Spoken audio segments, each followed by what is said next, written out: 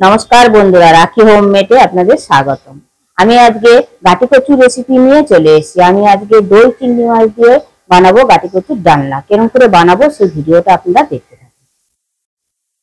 दई आर चिंगड़ी माछ दिये गाटी कचु बानानोर जोन्नो आमी एखाने गाटी कचु केटे नियेछि। गाटी कचुगुलोके डुमो डुमो करे केटे नियेछि, आलुओ डुमो डुमो करे केटे नियेछि, केटे धुए परिष्कार करे नियेछि। 2 टेबिल चामच दई निये नियेछि, परिमाण मतन चिंगड़ी माछ नियेछि, একটা পেঁয়াজ কেটে নিয়েছি, পরিমাণ মতন ধনেপাতা কেটে নিয়েছি, আদা রসুন পেঁয়াজ কাঁচা লঙ্কা একসঙ্গে পেস্ট করে নিয়েছি, একটা শুকনো লঙ্কা নিয়ে নিয়েছি ফোড়নে দেওয়ার জন্য, তেজপাতা নিয়েছি, হাফ টেবিল চামচ গুঁড়ো জিরে নিয়েছি, গোটা গরম মশলা নিয়েছি, চিনি নিয়েছি, হলুদ নিয়েছি, গোটা ধনে নিয়েছি, হাফ চামচ গোটা জিরে নিয়েছি, 1 টেবিল চামচ কাশ্মীরি লঙ্কা নিয়েছি, নুন নিয়ে নিয়েছি। রান্নাটা আমি সরষের তেলে করব আর দুটো টমেটো পেস্ট করে নিয়েছি। প্রথমে আমি গাটি কচু আর আলুটাকে ভেজে নেব। গ্যাসটা জ্বালিয়ে দিয়ে কড়াটা বসিয়ে দিয়েছি। কড়াইতে পরিমাণ মতো সরষের তেল দেব। তেলটা গরম হয়ে গেছে। প্রথমে আমি আলুগুলোকে দিয়ে দিলাম।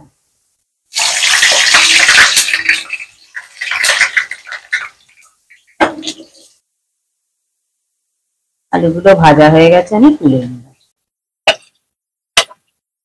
আর ওই একই তেলের মধ্যে গাটি কচুগুলোকেও দিয়ে দিলাম। গাটি কচুটা ভাজার জন্য হাফ চামচ নুন দিলাম, হাফ চামচেরও কম একটু হলুদ দিলাম, দিয়ে গাটি কচুটার সঙ্গে মিশিয়ে নিলাম। কচুটা ভাজা হয়ে গেছে, আমি তুলে নিলাম। এবার ওই একই তেলের মধ্যে আমি চিংড়ি মাছগুলো ভেজে নেব। ছোট চামচের 1 চামচ নুন দিলাম আর হাফ চামচ হলুদ দিলাম, দিয়ে চিংড়ি মাছটার সঙ্গে মিশিয়ে নিলাম। চিংড়ি মাছটা আমি হালকা করে একটু ভেজে নেব। চিংড়ি মাছ বেশি ভাজলে একটু শক্ত হয়ে যাবে, সেই কারণে আমি হালকা করে ভেজে নেব। চিংড়ি মাছটা ভাজা হয়ে গেছে, আমি তুলে নিলাম। আর এই একই তেলের মধ্যে ফোড়নে হাফ চামচ গোটা জিরে দিলাম, একটা শুকনো লঙ্কা দিলাম, শুকনো লঙ্কাটাকে ফাটিয়ে দিলাম, একটা তেজপাতা দিলাম, তেজপাতাটাকেও চিড়ে দিলাম, আর গোটা গরম মশলা দিলাম, এলাচ লবঙ্গ আর দারচিনি। এবার ফোড়নটাকে আমি 1 থেকে 2 মিনিট ভালো করে ভেজে নেব। ফোড়নটাকে আমি 1 থেকে 2 মিনিট ভেজে নিলাম। ফোড়ন থেকে একটা সুন্দর গন্ধ বেরিয়েছে। এই সময় আমি একটা পেঁয়াজ কেটে রেখে দিয়েছিলাম, সেই পেঁয়াজটা দিয়ে দিলাম।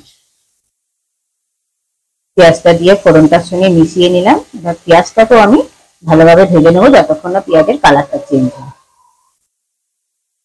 পেঁয়াজটা আমি 1 থেকে 2 মিনিট ভালোভাবে ভেজে নিলাম। পেঁয়াজের কালারটা চেঞ্জ হয়ে গেছে। এবার আমি 2 টেবিল চামচ যে মশলাটা করে রেখে দিয়েছিলাম, সেই মশলাটা আমি 2 টেবিল চামচ দিয়ে দিলাম। আদা রসুন কাঁচা লঙ্কা পেঁয়াজ দিয়ে আমি একটা পেস্ট বানিয়ে রেখে দিয়েছিলাম, সেই পেস্টটা আমি দিয়ে দিলাম। পেঁয়াজের সঙ্গে ভালোভাবে মিশিয়ে নিয়ে এবার আমি কষে নেব। মশলাটা ভালোভাবে কষে নিলাম। এবার যে আমি টমেটোটা পেস্ট করে রেখে দিয়েছিলাম, সেই টমেটোটা দিয়ে দিলাম। টমেটোটা দিয়ে আদা রসুন পেঁয়াজের সঙ্গে ভালোভাবে মিশিয়ে নিলাম। মিশিয়ে নিয়ে আবারও আমি কষে নেব 2 থেকে 3 মিনিট। মশলাটা ভালোভাবে কষার জন্য আমি 2 মিনিটের জন্য ঢেকে দিলাম। 2 মিনিট পর ঢাকাটা খুলে দিলাম। টমেটোটা ভালোভাবে আমি কষিয়ে নিলাম। এবার আমি এক এক করে গুঁড়ো মশলাগুলো অ্যাড করব। 1 চামচ কাশ্মীরি লঙ্কা দিলাম, হাফ চামচ জিরে গুঁড়ো দিলাম, হাফ চামচ ধনে গুঁড়ো দিলাম, পরিমাণ মতন হলুদ দিলাম, 2 চামচ নুন দিলাম। মশলাটা যাতে পুড়ে না যায় অল্প পরিমাণ একটু জল অ্যাড করলাম। এবার সব কটা মশলা একসঙ্গে ভালো করে মিশিয়ে নিয়ে আবারও কষে নেব 2 মিনিট। গুঁড়ো মশলাগুলো একসঙ্গে মিশিয়ে নিয়ে 2 মিনিট আমি কষে নিলাম। এবার আমি 2 টেবিল চামচ দই ফাটিয়ে রেখে দিয়েছিলাম, দইটা আমি দিয়ে দিলাম। দইটা যখন দেবে গ্যাসটা কিন্তু একদম লো ফ্লেমে করে দেবেন, নাহলে কেটে দেওয়ার সম্ভাবনা থাকে। দইটা দিয়ে এই মশলাগুলোর সঙ্গে ভালো করে মিশিয়ে নেব। আবারও আমি 2 মিনিট কষে নেব।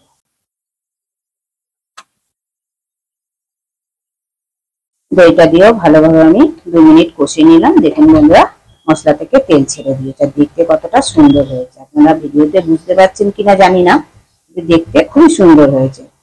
আমি যেরকম ভাবে রান্না করছি, আপনারা তো কচু ঘরে রান্না করেই থাকেন, গাঁটি কচু অনেকেই অনেক বিভিন্ন রকম ভাবে রান্না করেন। আমি যেরকম ভাবে রান্না করছি, যার যে পদ্ধতিতে, আপনারা ঠিক এরকম ভাবে ঘরে একবার ট্রাই করবেন।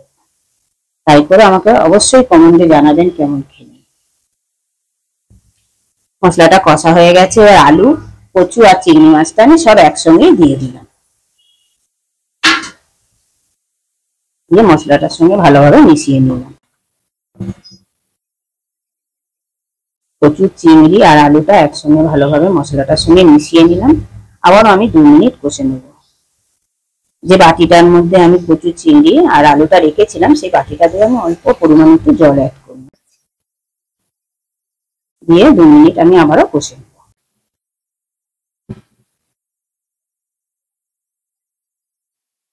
2 মিনিট আমি কষে নিলাম। কষে নিয়ে আমি 1 চামচ চিনি অ্যাড করলাম।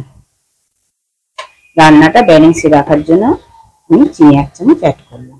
যারা চিনি পছন্দ করেন তারা দেবেন, আর যারা পছন্দ করেন না তারা দেবেন না, কিন্তু রান্নাটা ব্যালেন্সে রাখার জন্য একটু চিনি দিলে রান্নার টেস্টটা ভালো হয়। ভালোভাবে আমি কষে নিলাম। কষে নিয়ে আমি গরম জল করে রেখে দিয়েছিলাম, গরম জলটা আমি দিয়ে দিলাম। গরম জলটা দিয়ে আমি 5 মিনিটের জন্য ঢেকে দিলাম। আলু, চিংড়ি মাছ আর মশলার সঙ্গে ভালোভাবে মিশিয়ে নিলাম। জলটা মিশিয়ে নিয়ে আমি 5 মিনিটের জন্য ঢেকে দিলাম, কচু আর আলুটা সেদ্ধ হওয়ার জন্য। 5 মিনিট পর ঢাকাটা খুলে দিলাম, নাড়াচাড়া করে নিলাম। আলু আর কচুটা সেদ্ধ হয়ে গেছে। ধনেপাতা কেটে রেখে দিয়েছিলাম, ধনেপাতাটা দিয়ে দিলাম। ধনেপাতাটা দিয়ে মিশিয়ে নিলাম। 1 চামচ পুরো গরম মশলা দিলাম। গরম মশলা দিয়ে মিশিয়ে নিলাম। চিংড়ি মাছ আর দই দিয়ে আমার গাঁটি কচুটা কমপ্লিট। গ্যাসটা নিভিয়ে দিলাম। আরো 2 থেকে 3 মিনিট আমি স্ট্যান্ডিং টাইমে রেখে দিলাম। দই, চিংড়ি মাছ দিয়ে গাঁটি কচু রান্নাটা আমার পরিবেশনের জন্য কমপ্লিট। দেখুন বন্ধুরা, দেখতে কতটা লোভনীয় হয়েছে, তাহলে খেতে কতটা সুস্বাদু হবে। গরম ভাতের সঙ্গে খেতে তো অসাধারণ লাগবে, আবার রুটি, লুচি, পরোটা সবকিছুর সঙ্গেই খেতে ভালো লাগবে। আপনারা ঘরে অবশ্যই এরকম ভাবে ট্রাই করবেন, তবে আমাকে কমেন্টে জানাবেন কেমন খেলেন। ভিডিওটা ভালো লেগে থাকলে কমেন্টে অবশ্যই জানাবেন, লাইক আর শেয়ার করে দেবেন। আর আমার চ্যানেলে কেউ যদি নতুন বন্ধু হয়ে থাকেন, চ্যানেলটিকে সাবস্ক্রাইব করে দেওয়ার অনুরোধ রইল।